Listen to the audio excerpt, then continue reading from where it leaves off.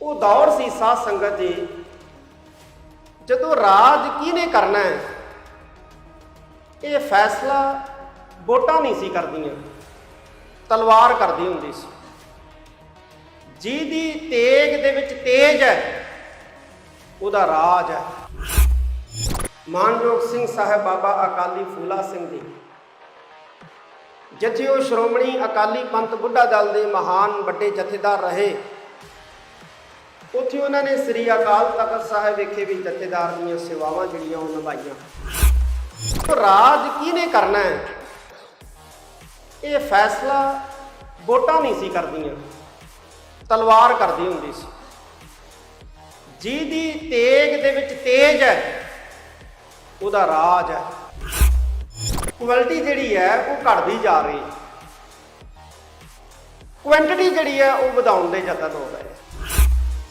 ਸਿੱਖ ਦੇ ਜੀਵਨ ਦੇ ਵਿੱਚ ਸਿੱਖੀ ਪੱਖੋਂ ਜਿਹੜਾ ਹੈ ਉਹ ਕੋਈ ਢਿਲਾਈ ਜਿਹੜੀ ਹੈ ਉਹ ਨਹੀਂ ਹੋਣੀ ਚਾਹੀਦੀ। ਅਕਾਲ ਤਖਤ ਸਾਹਿਬ ਦਾ ਫੈਸਲਾ ਜਿਹਦੇ ਹੱਕ 'ਚ ਆ ਜਾਂਦਾ ਹੈ ਉਹ ਕਹਿੰਦਾ ਅਕਾਲ ਤਖਤ ਮਹਾਨ ਹੈ, ਸਿੱਖ ਪੰਥ ਦੀ ਸ਼ਾਨ ਹੈ, ਤੇ ਹੱਕ 'ਚ ਤਾਂ ਇੱਕ ਦਾ ਹੀ ਆਉਣਾ। 14 ਮਾਰਚ 2023 ਦੇ ਵਿੱਚ ਸਿੰਘ ਸਾਹਿਬ ਬਾਬਾ ਅਕਾਲੀ ਫੂਲਾ ਸਿੰਘ ਜੀ ਦਾ ਸ਼ਹੀਦੀ ਦਿਹਾੜਾ ਆ ਰਿਹਾ। ਮਾਨਯੋਗ ਸਿੰਘ ਸਾਹਿਬ ਗਿਆਨੀ ਰਘਬੀਰ ਸਿੰਘ ਜੀ ਜਥੇਦਾਰ ਤਖਤ ਸ੍ਰੀ ਕੇਸਗੜ੍ਹ ਸਾਹਿਬ ਆਪ ਜੀ ਨੂੰ ਦੱਸ ਕੇ ਗਏ ਨੇ, ਔਰ ਅਸੀਂ ਉਹਨਾਂ ਦੇ ਇਸ ਸ਼ਹੀਦੀ ਦਿਹਾੜੇ ਨੂੰ ਸਮਰਪਿਤ ਜੋ ਗੁਰਮਤਿ ਸਮਾਗਮਾਂ ਦੀ ਲੜੀ ਪ੍ਰਾਰੰਭ ਕਰਨੀ ਹੈ, ਅੱਜ ਉਹਦੀ ਸ਼ੁਰੂਆਤ ਕੀਤੀ ਹੈ। ਸ਼੍ਰੋਮਣੀ ਅਕਾਲੀ ਪੰਥ ਬੁੱਢਾ ਦਲ ਵੱਲੋਂ, ਸ਼੍ਰੋਮਣੀ ਗੁਰਦੁਆਰਾ ਪ੍ਰਬੰਧਕ ਕਮੇਟੀ ਵੱਲੋਂ, ਸਮੁੱਚੇ ਦਲਾਂ ਪੰਥਾਂ ਜਥੇਬੰਦੀਆਂ ਸੰਪਰਦਾਵਾਂ ਦੇ ਸਹਿਯੋਗ ਦੇ ਨਾਲ ਇਹ ਸ਼ਤਾਬਦੀ ਜਿਹੜੀ ਹੈ ਉਹ ਮਨਾਈ ਜਾਣੀ ਹੈ। ਪ੍ਰੋਗਰਾਮ ਜਿਹੜੇ ਨੇ ਸ਼ਤਾਬਦੀ ਨੂੰ ਸਮਰਪਿਤ ਉਹ ਆਪਸ ਦੇ ਵਿੱਚ ਬੈਠ ਕੇ ਵਿਦਵਾਨਾਂ ਦੇ ਨਾਲ ਸਲਾਹ ਮਸ਼ਵਰਾ ਕਰਕੇ ਉਲੀਕੇ ਜਾਣਗੇ। ਕਿੱਥੇ ਸਮਾਗਮ ਕਰਨੇ ਨੇ, ਕਿਹੋ ਜਿਹੇ ਸਮਾਗਮ ਕਰਨੇ ਨੇ, ਜਿਨ੍ਹਾਂ ਦਾ ਦੂਰ ਦੇਰ ਸਮੇਂ ਤੱਕ ਪ੍ਰਭਾਵ ਰਵੇ, ਇਹ ਸਾਰਾ ਕੁਝ ਵਿਚਾਰ ਚਰਚਾ ਕਰਨ ਉਪਰੰਤ ਆਪ ਜੀ ਨੂੰ ਦੱਸਿਆ ਜਾਏਗਾ। ਅਕਾਲੀ ਫੂਲਾ ਸਿੰਘ ਜੀ ਨੂੰ ਇਤਿਹਾਸ ਕਹਿੰਦਾ ਹੈ। ਮਾਨਯੋਗ ਸਿੰਘ ਸਾਹਿਬ ਬਾਬਾ ਅਕਾਲੀ ਫੂਲਾ ਸਿੰਘ ਜੀ ਜਿੱਥੇ ਉਹ ਸ਼੍ਰੋਮਣੀ ਅਕਾਲੀ ਪੰਥ ਬੁੱਢਾ ਦਲ ਦੇ ਮਹਾਨ ਵੱਡੇ ਜਥੇਦਾਰ ਰਹੇ, ਉੱਥੇ ਉਹਨਾਂ ਨੇ ਸ੍ਰੀ ਅਕਾਲ ਤਖਤ ਸਾਹਿਬ ਵਿਖੇ ਵੀ ਜਥੇਦਾਰ ਦੀਆਂ ਸੇਵਾਵਾਂ ਜਿਹੜੀਆਂ ਉਹ ਨਿਭਾਈਆਂ। ਉਹ ਦੌਰ ਸੀ ਸਾਧ ਸੰਗਤ ਜੀ ਜਦੋਂ ਰਾਜ ਕਿਹਨੇ ਕਰਨਾ ਹੈ ਇਹ ਫੈਸਲਾ ਵੋਟਾਂ ਨਹੀਂ ਸੀ ਕਰਦੀਆਂ, ਤਲਵਾਰ ਕਰਦੀ ਹੁੰਦੀ ਸੀ। ਜਿਹਦੀ ਤੇਗ ਦੇ ਵਿੱਚ ਤੇਜ ਹੈ ਉਹਦਾ ਰਾਜ ਹੈ। ਅੱਜ ਵੋਟਾਂ ਫੈਸਲਾ ਕਰਦੀਆਂ ਕਿ ਰਾਜ ਕਿਹਦਾ ਹੋਣਾ ਤੇ ਕਿਹਦਾ ਨਹੀਂ ਹੋਣਾ। ਇਸ ਕਰਕੇ ਸਾਰੀਆਂ ਕੌਮਾਂ ਜਿਹੜੀਆਂ ਉਹ ਗਿਣਤੀ ਵਧਾਉਣ ਵਾਲੇ ਪਾਸੇ ਲੱਗੀਆਂ ਹੋਈਆਂ, ਗਿਣਤੀ ਵਧਾਉਣ ਬਾਰੇ ਸੋਚ ਰਹੀਆਂ ਨੇ ਕਿ ਗਿਣਤੀ ਵਧੇ, ਕਿਉਂਕਿ ਉਹਨਾਂ ਨੂੰ ਪਤਾ ਹੈ ਕਿ ਗਿਣਤੀ ਨਾਲ ਰਾਜ ਹੋਣੇ। ਕੁਆਲਿਟੀ ਜਿਹੜੀ ਹੈ ਉਹ ਘਟਦੀ ਜਾ ਰਹੀ, ਕੁਆਂਟੀਟੀ ਜਿਹੜੀ ਹੈ ਉਹ ਵਧਾਉਣ ਦੇ ਯਤਨ ਹੋ ਰਹੇ। ਜਦ ਕਿ ਗੁਰੂ ਸਾਹਿਬਾਨ ਨੇ ਜਾਂ ਸਾਡਾ ਜਿਹੜਾ ਸਿੱਖ ਸਿਧਾਂਤ ਹੈ ਇਹਨੇ ਕੁਆਂਟੀਟੀ ਨੂੰ ਕਦੇ ਅਹਿਮੀਅਤ ਨਹੀਂ ਸੀ ਦਿੱਤੀ, ਕੁਆਲਿਟੀ ਨੂੰ ਅਹਿਮੀਅਤ ਦਿੱਤੀ ਸੀ। ਸਿੰਘ ਸਾਹਿਬ ਬਾਬਾ ਅਕਾਲੀ ਫੂਲਾ ਸਿੰਘ ਜੀ ਦਾ ਜਿਹੜਾ ਦੌਰ ਸੀ ਉਹ ਐਸਾ ਦੌਰ ਸੀ ਜਦੋਂ ਇਸ ਪੰਜਾਬ ਦੀ ਧਰਤੀ ਦੇ ਉੱਤੇ, ਪੰਜਾਬ ਦਾ ਮਤਲਬ ਅੱਜ ਦਾ ਪੰਜਾਬ ਨਹੀਂ, ਯਮਨਾ ਤੋਂ ਲੈ ਕੇ ਅਟਕ ਦਰਿਆ ਤੱਕ ਦੇ ਵਿਚਕਾਰਲੇ ਇਲਾਕੇ ਨੂੰ ਉਸ ਵਕਤ ਪੰਜਾਬ ਕਹਿੰਦੇ ਸੀ। ਉਹ ਜਿਹੜਾ ਪੰਜਾਬ ਸੀ ਇੱਥੇ ਖਾਲਸੇ ਦੇ ਰਾਜ ਦਾ ਨਿਸ਼ਾਨ ਝੂਲਦਾ ਸੀ।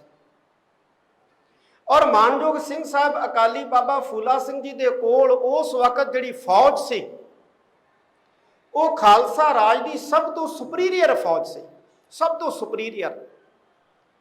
ਜਿਵੇਂ ਅੱਜ ਕੱਲ ਦੁਨੀਆ ਦੇ ਹਰ ਮੁਲਕ ਕੋਲ ਫੌਜਾਂ ਨੇ, ਲੇਕਿਨ ਉਹਨਾਂ ਫੌਜਾਂ ਦੇ ਵਿੱਚੋਂ ਵੀ ਉਹ ਕਰੀਮ ਕੱਢ ਕੇ ਇੱਕ ਐਸੀ ਟੁਕੜੀ ਤਿਆਰ ਕਰਦੇ ਹੈ ਤੇ ਆਪਣੇ ਕੋਲ ਰਿਜ਼ਰਵ ਰੱਖਦੇ ਆ ਜਿਹੜੀ ਲੋੜ ਪੈਣ ਦੇ ਉੱਤੇ ਇਸਤੇਮਾਲ ਕੀਤੀ ਜਾ ਸਕੇ। ਤਾਂ ਉਸ ਵੇਲੇ ਖਾਲਸਾ ਰਾਜ ਦੀ ਜਿਹੜੀ ਸੁਪੀਰੀਅਰ ਫੌਜ ਸੀ ਉਹ ਮਾਨਯੋਗ ਸਿੰਘ ਸਾਹਿਬ ਬਾਬਾ ਅਕਾਲੀ ਫੂਲਾ ਸਿੰਘ ਦੀ ਅਗਵਾਈ ਦੇ ਵਿੱਚ ਚੱਲਦੀ ਸੀ।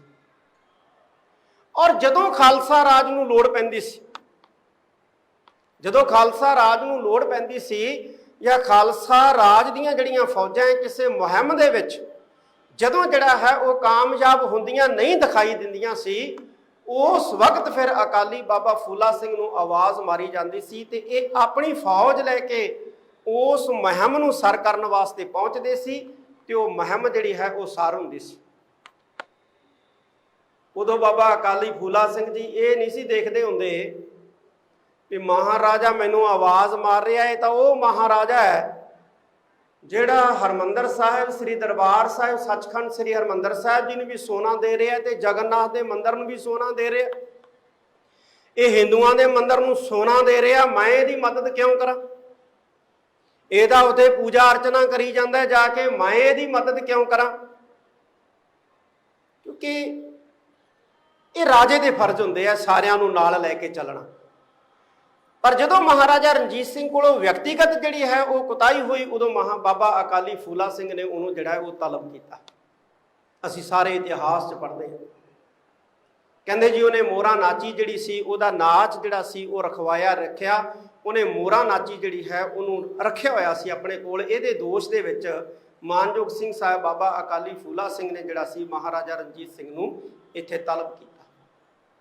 ਸਿੱਖੀ ਦੇ ਜੀਵਨ ਦੇ ਵਿੱਚ, ਸਿੱਖ ਦੇ ਜੀਵਨ ਦੇ ਵਿੱਚ ਸਿੱਖੀ ਪੱਖੋਂ ਜਿਹੜਾ ਹੈ ਉਹ ਕੋਈ ਢਿਲਾਈ ਜਿਹੜੀ ਹੈ ਉਹ ਨਹੀਂ ਹੋਣੀ ਚਾਹੀਦੀ।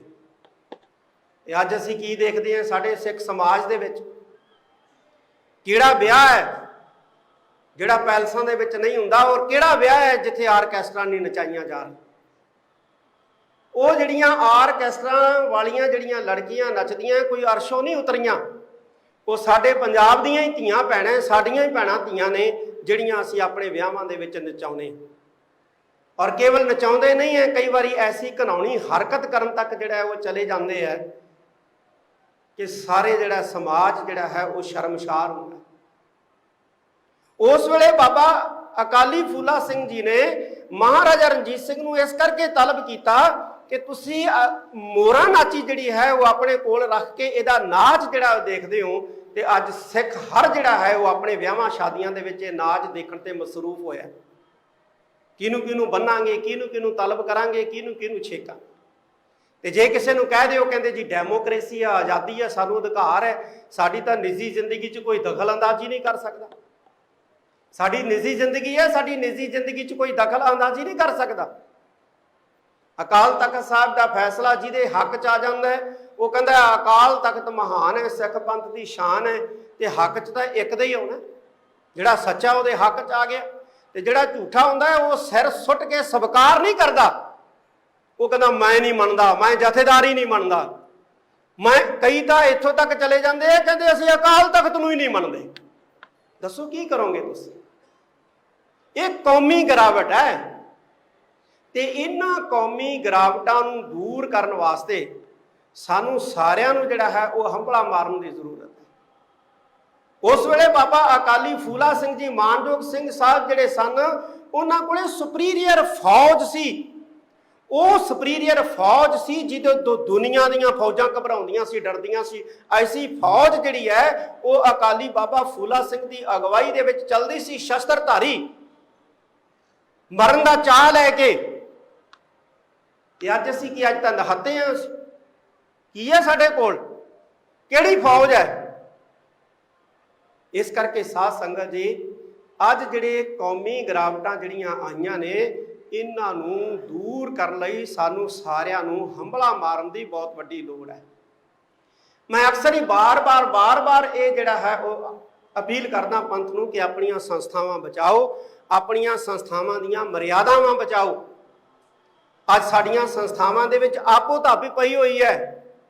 ਇੱਕ ਕਹਿੰਦਾ ਮੈਂ ਵੱਡਾ, ਮੇਰੀ ਸੰਸਥਾ ਵੱਡੀ, ਮੇਰੇ ਅਧਿਕਾਰ ਵੱਡੇ। ਦੂਜੀ ਦੀ ਸੰਸਥਾ ਛੋਟੀ, ਦੂਜੇ ਦੇ ਅਧਿਕਾਰ ਛੋਟੇ।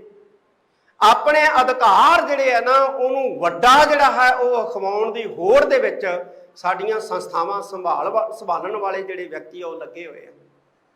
ਕਬਜ਼ੇ ਦੀ ਲੜਾਈ ਹੋ ਰਹੀ ਹੈ, ਸੰਸਥਾਵਾਂ ਦੇ ਉੱਤੇ ਕਬਜ਼ੇ ਦੀ ਲੜਾਈ ਹੋ ਰਹੀ ਹੈ। ਪੰਥ ਕਿੱਥੇ ਹੈ? ਪੰਥ ਕਿੱਥੇ ਦਿਸਦਾ ਹੈ? ਪੰਥ ਲਈ ਕੌਣ ਲੜ ਰਿਹਾ? ਅਸੀਂ ਤਾਂ ਸੰਸਥਾਵਾਂ ਦੇ ਉੱਤੇ ਕਬਜ਼ੇ ਦੀ ਲੜਾਈ ਲੜ ਰਹੇ। ਇਹ ਗੋਲਕਾਂ ਸੰਭਾਲਦੇ ਆ, ਅਸੀਂ ਗੋਲਕਾਂ ਸੰਭਾਲੀਏ। ਇਹ ਨਹੀਂ ਚਾਹ ਹੈਗਾ ਕਿ ਅਸੀਂ ਪੰਥ ਦੀ ਸੇਵਾ ਕਰਨੀ। ਅੱਜ 80% ਸ੍ਰੀ ਅਕਾਲ ਤਖਤ ਸਾਹਿਬ ਦੇ ਉੱਤੇ ਜਿਹੜੇ ਮਾਮਲੇ ਪੁੱਜ ਰਹੇ ਹੈ ਉਹ ਗੁਰਦੁਆਰਾ ਕਮੇਟੀਆਂ ਦੇ ਲੜਾਈਆਂ ਝਗੜਿਆਂ ਦੇ ਫੈਸਲੇ ਮਾਮਲੇ ਜਿਹੜੇ ਆ ਪੁੱਜ ਰਹੇ ਆਪਸ ਦੇ ਵਿੱਚ। ਔਰ ਉਹਨਾਂ 80% ਦੇ ਵਿੱਚੋਂ ਜ਼ਿਆਦਾਤਰ ਮਾਮਲੇ ਜਿਹੜੇ ਹੈ ਉਹ ਭਾਰਤ ਤੋਂ ਬਾਹਰ ਦੇ ਦੇਸ਼ਾਂ ਦੇ ਪੁੱਜ ਰਹੇ। ਕੀ ਕਰੋਗੇ ਤੁਸੀਂ?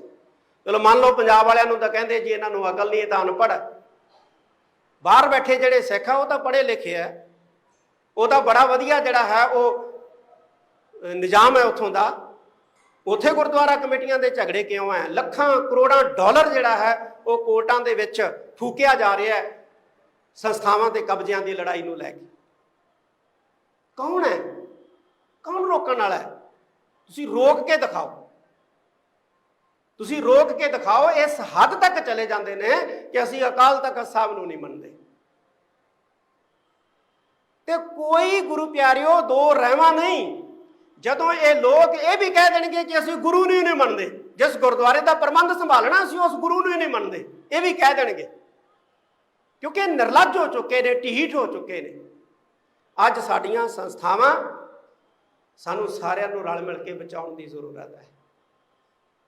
ਸਾਡੀਆਂ ਸੰਸਥਾਵਾਂ ਜੇ ਕਮਜ਼ੋਰ ਹੋ ਗਈਆਂ, ਅਮਰੀਕਾ ਦੇ ਵਿੱਚ ਜਦੋਂ ਟਰੰਪ ਜਿਹੜਾ ਸੀ ਉਹ ਉਤਰਿਆ, ਰੌਲਾ ਪਿਆ, ਅਮਰੀਕੀ ਕਾਂਗਰਸ ਦੇ ਵਿੱਚ 6 ਬੰਦੇ ਕਿ 5 ਬੰਦੇ ਬੰਦੂਕਾਂ ਲੈ ਕੇ ਵੜ ਗਏ ਔਰ ਉਹਨਾਂ ਨੇ ਮਰਡਰ ਕੀਤੇ ਉੱਥੇ। ਲੇਕਿਨ ਫਿਰ ਵੀ ਅਮਰੀਕਾ ਨੂੰ ਕੁਝ ਨਹੀਂ ਹੋਇਆ। ਪਤਾ ਕਿਉਂ ਕੁਝ ਨਹੀਂ ਹੋਇਆ? ਕਿਉਂਕਿ ਅਮਰੀਕਾ ਦੀਆਂ ਸੰਵਿਧਾਨਕ ਜਿਹੜੀਆਂ ਸੰਸਥਾਵਾਂ ਸੀ ਉਹ ਬਹੁਤ ਮਜ਼ਬੂਤ ਸੀ। ਉਹਨਾਂ ਨੇ ਕੋਈ ਗੜਬੜ ਨਹੀਂ ਹੋਣ ਦਿੱਤੀ, ਸਾਰਾ ਮੁਲਕ ਸਾਂਭ ਲਿਆ, ਕਿਉਂਕਿ ਉਹਨਾਂ ਦੀਆਂ ਸੰਸਥਾਵਾਂ ਬਹੁਤ ਮਜ਼ਬੂਤ ਸੀ। ਸੰਸਥਾਵਾਂ ਮਜ਼ਬੂਤ ਸੀ। ਤੇ ਸਾਡੀਆਂ ਸੰਸਥਾਵਾਂ ਮਜ਼ਬੂਤ ਹੋਣਗੀਆਂ ਤੇ ਅਸੀਂ ਬਚ ਪਾਵਾਂਗੇ। ਜੇ ਸਾਡੀਆਂ ਸੰਸਥਾਵਾਂ ਮਜ਼ਬੂਤ ਨਾ ਹੋਈਆਂ ਸਾਧ ਸੰਗਤ ਜੀ, ਅਸੀਂ ਬਚ ਨਹੀਂ ਪਾਵਾਂਗੇ। ਸੰਸਥਾਵਾਂ ਮਜ਼ਬੂਤ ਕਰੋ। ਚਾਹੇ ਸ਼੍ਰੋਮਣੀ ਗੁਰਦੁਆਰਾ ਪ੍ਰਬੰਧਕ ਕਮੇਟੀ ਹੈ, ਚਾਹੇ ਦਿੱਲੀ ਸਿੱਖ ਗੁਰਦੁਆਰਾ ਪ੍ਰਬੰਧਕ ਕਮੇਟੀ ਹੈ, ਚਾਹੇ ਚੀਫ ਖਾਲਸਾ ਦੀਵਾਨ ਹੈ, ਚਾਹੇ ਪਟਨਾ ਸਾਹਿਬ ਬੋਰਡ ਹੈ, ਚਾਹੇ ਹਜੂਰ ਸਾਹਿਬ ਬੋਰਡ ਹੈ। ਹੁਣ ਤੁਸੀਂ ਹਜੂਰ ਸਾਹਿਬ ਬੋਰਡ ਦੀ ਲਾ ਲਓ। ਅੱਜ ਮੇਰੇ ਖਿਆਲ 4-5 ਮਹੀਨੇ ਹੋ ਗਏ ਸਰਕਾਰ ਨੂੰ ਬੋਰਡ ਭੰਗ ਕੀਤਿਆਂ। ਇੱਕ ਸਿੱਖ ਦੇ ਹਵਾਲੇ ਕੀਤਾ, ਹਾਲਾਂਕਿ ਉਸ ਸਿੱਖ ਦੀ ਸਿਆਣਪ ਦੇ ਉੱਤੇ ਕੋਈ ਸ਼ੰਕਾ ਨਹੀਂ ਹੈ, ਬੜਾ ਇੰਟੈਲੀਜੈਂਟ ਸਿੱਖ ਹੈ ਉਹ ਜਿਹਦੇ ਹਵਾਲੇ ਕੀਤਾ। ਲੇਕਿਨ ਅੱਜ ਕਿੰਨੇ ਮਹੀਨੇ ਹੋ ਗਏ ਬੋਰਡ ਨੂੰ ਸਸਪੈਂਡ ਕੀਤਿਆਂ, ਉਹਦੀ ਬਹਾਲੀ ਨਹੀਂ ਹੈ। ਕਿੱਥੇ ਪ੍ਰਬੰਧ ਹੈ ਪੰਥ ਕੋਲੇ ਨਾਂਦੇੜ ਸਾਹਿਬ ਦਾ? ਕਿੱਥੇ ਪ੍ਰਬੰਧ ਹੈ ਨਾਂਦੇੜ ਸਾਹਿਬ ਦਾ? ਲੇਕਿਨ ਕੋਈ ਸਿੱਖ ਬੋਲਦਾ, ਕੋਈ ਸਿੱਖ ਕਹਿ ਰਿਹਾ, ਆਵਾਜ਼ ਉੱਠ ਰਹੀ ਹੈ, ਕੋਈ ਧਰਨੇ ਮੁਜ਼ਾਹਰਿਆਂ ਦੀ ਗੱਲ ਕਰ ਰਿਹਾ। ਇੱਥੇ ਸ਼੍ਰੋਮਣੀ ਗੁਰਦੁਆਰਾ ਪ੍ਰਬੰਧਕ ਕਮੇਟੀ ਦਾ ਕੁਝ ਹੋ ਜਾਏ ਤੇ ਧਰਨੇ ਮੁਜ਼ਾਹਰਿਆਂ ਤੱਕ ਆ ਜਾਂਦੇ ਨੇ। ਉੱਥੇ ਕੋਈ ਧਰਨੇ ਮੁਜ਼ਾਹਰਿਆਂ ਦੀ ਗੱਲ ਕਰ ਰਿਹਾ? ਪਟਨਾ ਸਾਹਿਬ ਦਾ ਬੋਰਡ ਕਿੱਥੇ ਹੈ? ਪਟਨਾ ਸਾਹਿਬ ਦਾ ਬੋਰਡ, ਸੱਚਖੰਡ ਸ੍ਰੀ ਹਰਮੰਦਰ ਸਾਹਿਬ ਜੀ ਪਟਨਾ ਸਾਹਿਬ ਆ, ਉਹਦਾ ਬੋਰਡ ਕਿੱਥੇ ਦਿਖਾਈ ਦੇ ਰਿਹਾ? ਕੀ ਕਰ ਰਿਹਾ ਬੋਰਡ? ਕੀ ਕੁਝ ਹੋ ਰਿਹਾ? ਕੀ ਬੋਰਡ ਦੀਆਂ ਜਿਹੜੀਆਂ ਨੇ ਉਹ ਜ਼ਿੰਮੇਵਾਰੀਆਂ ਨੇ? ਕੌਣ ਪੁੱਛੋ ਉਹਨਾਂ ਨੂੰ ਜਾ ਕੇ? ਉਹਨਾਂ ਨੂੰ ਕੋਈ ਨਹੀਂ ਪੁੱਛਦਾ ਜਾ ਕੇ। ਇਸ ਕਰਕੇ ਕਿਉਂਕਿ ਅਸੀਂ ਕਹਿੰਦੇ ਆ ਜਥੇਦਾਰ ਅਕਾਲ ਤਖਤ ਬੋਲੇ, ਜਥੇਦਾਰ ਅਕਾਲ ਤਖਤ ਬੋਲੇ, ਤੇ ਜੇ ਜਥੇਦਾਰ ਅਕਾਲ ਤਖਤ ਸਾਹਿਬ ਬੋਲ ਪਿਆ ਫਿਰ ਕਹਿੰਦੇ ਇਹ ਬਾਦਲਾਂ ਨੂੰ ਪ੍ਰਮੋਟ ਕਰ ਰਹੇ, ਇਹਦਾ ਬਾਦਲਾਂ ਨੂੰ ਮਜ਼ਬੂਤ ਕਰ ਰਹੇ। ਇਸ ਕਰਕੇ ਸਾਧ ਸੰਗਤ ਜੀ, ਸਾਨੂੰ ਸੋਚਣ ਦੀ ਜ਼ਰੂਰਤ ਹੈ, ਸਾਨੂੰ ਸਮਝਣ ਦੀ ਜ਼ਰੂਰਤ ਹੈ। ਅਸੀਂ ਬਾਬਾ ਅਕਾਲੀ ਫੂਲਾ ਸਿੰਘ ਜਿਹੜੇ ਇਸ ਤਖਤ ਦੇ ਮਹਾਨ ਜਥੇਦਾਰ ਰਹੇ ਨੇ, ਉਹਨਾਂ ਦੀ 200 ਸਾਲਾ ਸ਼ਤਾਬਦੀ ਜਿਹੜੀ ਆ ਉਹ ਮਨਾ ਰਹੇ। ਸ਼੍ਰੋਮਣੀ ਗੁਰਦੁਆਰਾ ਪ੍ਰਬੰਧਕ ਕਮੇਟੀ ਦੇ ਪ੍ਰਧਾਨ ਸਾਹਿਬ ਬੈਠੇ ਨੇ। ਅਸੀਂ ਫੇਰ ਕਹਿੰਦੇ ਆ ਕਿ ਤਖਤਾਂ ਦੇ ਜਥੇਦਾਰਾਂ ਦੀ ਨਿਯੁਕਤੀ ਦਾ ਵਿਧੀ ਵਿਧਾਨ ਜਿਹੜਾ ਹੈ ਉਹ ਕਿਉਂ ਨਹੀਂ ਬਣਾਇਆ ਜਾ ਰਿਹਾ? ਤਖਤਾਂ ਦੇ ਜਥੇਦਾਰਾਂ ਦੇ ਅਧਿਕਾਰਾਂ ਦੀ ਵਿਆਖਿਆ ਕਿਉਂ ਨਹੀਂ ਕੀਤੀ ਜਾ ਰਹੀ? ਕਿੰਨਾ ਸਮਾਂ ਜਿਹੜਾ ਹੈ ਕੋਈ ਤਖਤ ਦਾ ਜਥੇਦਾਰ ਰਹੇਗਾ, ਕਦੋਂ ਹਟੇਗਾ, ਕਦੋਂ ਬਣੇਗਾ, ਕੀ ਪ੍ਰਕਿਰਿਆ ਹੋਏਗੀ? ਕਿਉਂ ਨਹੀਂ ਇਹ ਵਿਧੀ ਵਿਧਾਨ ਜਿਹੜਾ ਹੈ ਕੌਮ ਦੀਆਂ ਸੰਸਥਾਵਾਂ ਜਾਂ ਕੌਮ ਦੇ ਵਿਦਵਾਨ ਜਿਹੜੇ ਆ ਉਹ ਮਿਲ ਕੇ ਬਣਾ ਰਹੇ? ਔਰ ਇਹ ਚੀਜ਼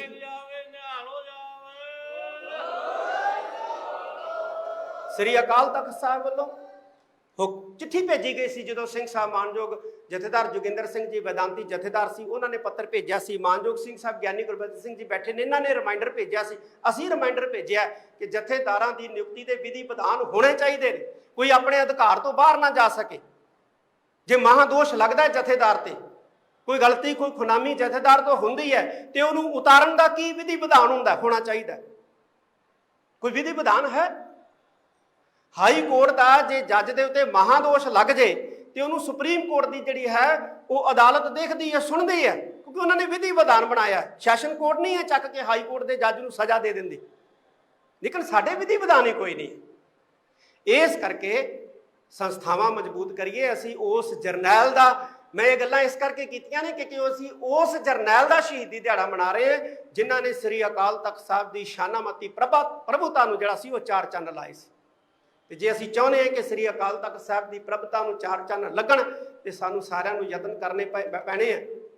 ਮੈਂ ਹੈਗਾ ਚਲਾ ਜਾਵਾਂਗਾ, ਕੋਈ ਹੋਰ ਆ ਜਾਏਗਾ ਉਹ ਵੀ ਚਲਾ ਜਾਏਗਾ, ਪਹਿਲੇ ਸਿੰਘ ਸਾਹਿਬ ਬੈਠੇ ਨੇ ਇਹ ਆਏ ਚਲੇ ਗਏ, ਅਸੀਂ ਵੀ ਚਲੇ ਜਾਵਾਂਗੇ, ਲੇਕਿਨ ਅਕਾਲ ਤਖਤ ਸਾਹਿਬ ਇੱਥੇ ਰਹਿਣਾ। ਇਸ ਕਰਕੇ ਕੋਈ ਐਸੇ ਮਾਪਦੰਡ ਕੌਮ ਨੂੰ ਮਿਲ ਕੇ, ਕੌਮ ਦੀਆਂ ਸੰਸਥਾਵਾਂ ਨੂੰ ਮਿਲ ਕੇ ਤੈਅ ਕਰ ਲੈਣੇ ਚਾਹੀਦੇ ਆ, ਤਾਂ ਕਿ ਸਾਡੀ ਕੌਮ ਜਿਹੜੀ ਹੈ ਉਹ ਗੈਰਾਂ ਦੇ ਵਿੱਚ ਹਾਸੇ ਮਜ਼ਾਕ ਦੀ ਪਾਤਰ ਨਾ ਬਣੇ। ਅੱਜ ਹਾਸੇ ਮਜ਼ਾਕ ਦੀ ਪਾਤਰ ਬਣ ਰਹੀ ਹੈ। ਅੱਜ ਜਿਹੜੇ ਧਰਮ ਪਰਿਵਰਤਨ ਕਰਾ ਰਹੇ ਨਾ ਜ਼ਬਰੀ, ਉਹ ਸਾਡੀਆਂ ਸੰਸਥਾਵਾਂ ਦਾ ਮਜ਼ਾਕ ਉਡਾ ਰਹੇ, ਸਾਡੀਆਂ ਸੰਸਥਾਵਾਂ ਦਾ ਮਜ਼ਾਕ ਉਡਾ ਰਹੇ। ਸੋ ਸਾਨੂੰ ਸੋਚਣ ਸਮਝਣ ਦੀ ਜ਼ਰੂਰਤ ਹੈ। ਮਾਨਯੋਗ ਸਿੰਘ ਸਾਹਿਬ ਗਿਆਨੀ ਜਗਤਾਰ ਸਿੰਘ ਜੀ ਮੁੱਖ ਗ੍ਰੰਥੀ ਸੱਚਖੰਡ ਸ੍ਰੀ ਹਰਿਮੰਦਰ ਸਾਹਿਬ ਸ੍ਰੀ ਦਰਬਾਰ ਸਾਹਿਬ, ਜੋ ਸਿੱਖਾਂ ਦੀ ਸਰਵੋਪਰੀ ਜਿਹੜਾ ਹੈ ਉਹ ਪੋਸਟ ਹੈ, ਸਰਵੋਪਰੀ ਅਹੁਦਾ ਹੈ। ਅਸੀਂ ਤਾਂ ਇਹਨੂੰ ਵੀ ਨਿਸ਼ਾਨੇ ਤੇ ਲੈਣੋਂ ਨਹੀਂ ਛੱਡਿਆ, ਔਰ ਗੈਰਾਂ ਨੇ ਨਹੀਂ ਲਿਆ, ਸਾਡੇ ਆਪਣਿਆਂ ਨੇ ਲਿਆ। ਇਸ ਕਰਕੇ ਅਹੁਦਿਆਂ ਦਾ ਮਾਣ ਕਰਨਾ ਸਿੱਖੀਏ, ਅਹੁਦਿਆਂ ਦਾ ਸਤਿਕਾਰ ਕਰਨਾ ਸਿੱਖੀਏ, ਔਰ ਅਹੁਦਿਆਂ ਦੀ ਸ਼ਾਨ ਨੂੰ ਬਰਕਰਾਰ ਰੱਖਣ ਦੇ ਵਿੱਚ ਆਪਣਾ ਯੋਗਦਾਨ ਪਾਈਏ, ਤਾਂ ਅਸੀਂ ਬਚ ਸਕਦੇ ਹਾਂ, ਨਹੀਂ ਬਚ ਨਹੀਂ ਸਕਾਂਗੇ। ਮਾਨਯੋਗ ਸਿੰਘ ਸਾਹਿਬ ਜਥੇਦਾਰ ਗਿਆਨੀ ਰਘਬੀਰ ਸਿੰਘ ਜੀ ਨੇ ਸਾਰਿਆਂ ਦਾ ਧੰਨਵਾਦ ਕਰ ਦਿੱਤਾ ਹੈ। ਮੈਂ ਦਿਲ ਦੀਆਂ ਗਹਿਰਾਈਆਂ ਦੇ ਵਿੱਚੋਂ ਆਪ ਸਾਰੀਆਂ ਸੰਗਤਾਂ ਦਾ ਬਹੁਤ ਬਹੁਤ ਧੰਨਵਾਦ ਕਰਦਾ। ਵਾਹਿਗੁਰੂ ਜੀ ਕਾ ਖਾਲਸਾ, ਵਾਹਿਗੁਰੂ ਜੀ ਕੀ ਫਤਿਹ।